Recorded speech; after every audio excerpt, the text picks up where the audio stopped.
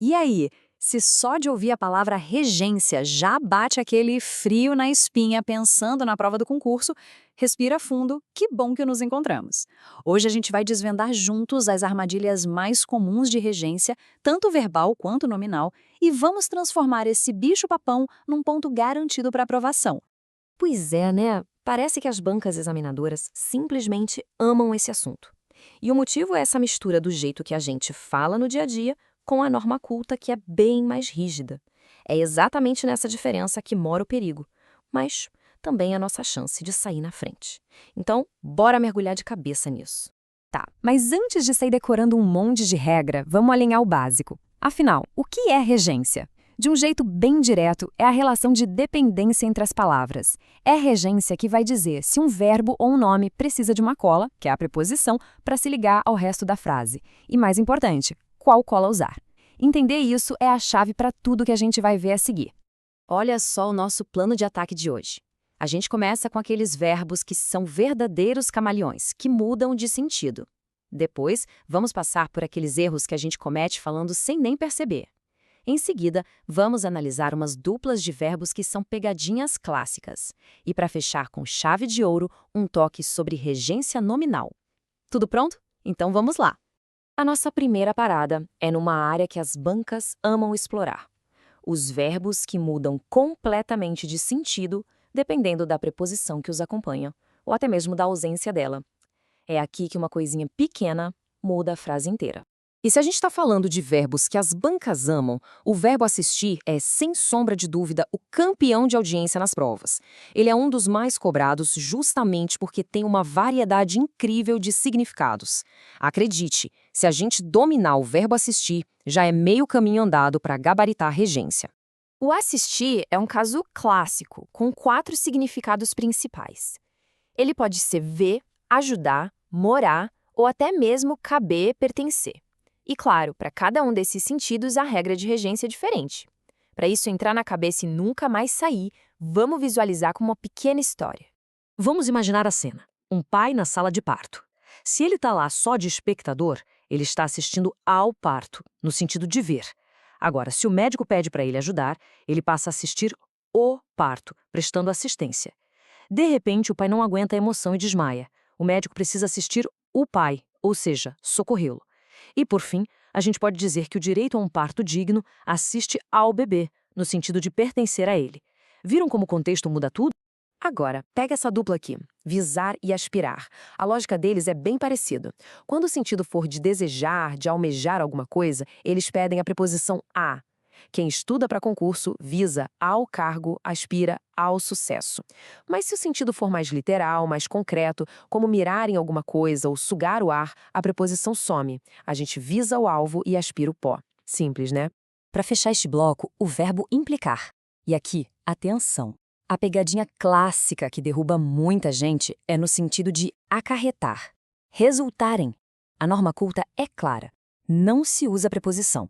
A atitude dele implicou demissão. E ponto. Nada daquele implicou em demissão que a gente ouve por aí. Agora, se for no sentido de pegar no pé de alguém, aí sim, é implicar com. E para envolver alguém numa confusão, aí se usa em. Implicou o amigo no problema. Beleza. Vamos para a segunda parte. Agora a gente vai falar daqueles verbos que usamos de um jeito super normal no dia a dia, mas que na hora da prova, a gramática normativa não perdoa. É aqui que muito ponto precioso vai embora por puro hábito. Um exemplo clássico disso é o verbo obedecer. A gente fala eu obedeço meus pais o tempo todo. Mas para a prova, correto é eu obedeço aos meus pais. A regra aqui é batata.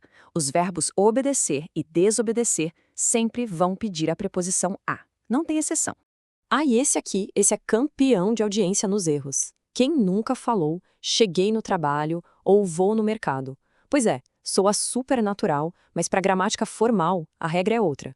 Quem chega, chega a algum lugar. E quem vai, vai a algum lugar. Então, para a prova, o correto é cheguei ao trabalho e vou ao mercado. Agora, com o verbo preferir, a armadilha é a gente falar coisa demais, ser redundante. Pensa só, o verbo em si já carrega a ideia de gostar mais de uma coisa do que de outra. Por isso, falar prefiro mais MPB do que rock é, para a norma culta, errado e desnecessário. A estrutura certa é limpa, direta. Prefiro uma coisa a outra. E o verbo namorar parece simples, mas esse é um erro clássico em redação de concurso. A regência certa é direta, sem preposição nenhuma. João namora Maria. Acabou. Aquela forma namora com Maria, que a gente usa tanto na fala, é considerada inadequada na escrita formal. Então, olho vivo na hora da redação. Seguindo em frente, chegamos agora naquelas duplas de verbos com regras bem específicas que às vezes parecem ter sido feitas só para confundir a gente. Mas, como vamos ver, com a estratégia certa, elas ficam bem mais fáceis de guardar.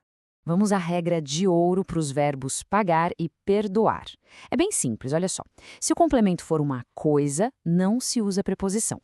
Paguei o boleto, perdoei a dívida. Agora, se o complemento for uma pessoa ou uma instituição, aí a preposição a se torna obrigatória.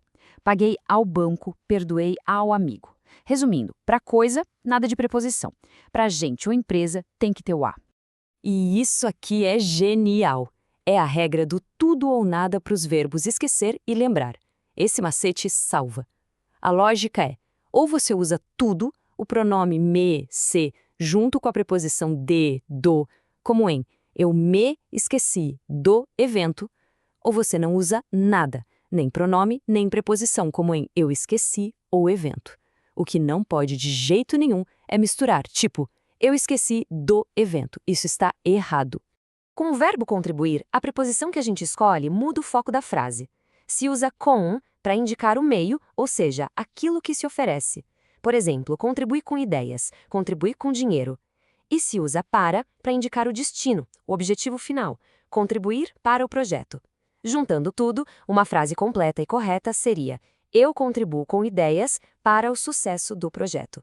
Chegamos à nossa última sessão.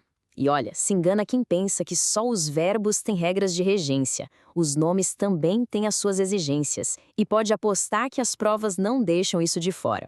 A lógica da regência nominal é a mesma da verbal, só que aplicada aos nomes. Ou seja, um nome, seja um substantivo ou um adjetivo, também pode pedir uma preposição específica para se conectar ao seu complemento. A grande diferença, e a boa notícia, é que aqui não tem tanta pegadinha de mudança de sentido. A familiaridade com o vocabulário, com a leitura, conta muito. Olhem esta lista. Mas calma, a intenção não é decorar tudo de uma vez. Isso seria impossível e nem um pouco produtivo. A chave para a regência nominal é a prática. Com o tempo, resolvendo exercícios, construções como apto a alguma coisa, compatível com outra, ou ter necessidade de algo, começam a soar naturais.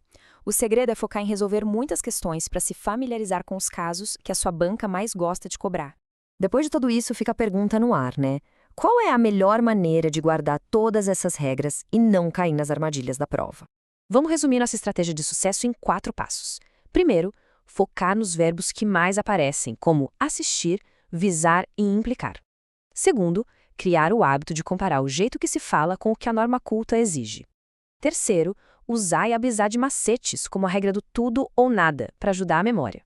E, o mais importante de tudo, praticar. Praticar muito com questões anteriores da banca do seu concurso. É sempre bom lembrar, um tema que derruba tantos candidatos pode ser o grande diferencial de quem se prepara bem. Dominar a regência não é só evitar erros, é garantir aqueles pontos que podem definir uma aprovação. Agora é colocar em prática. Bons estudos!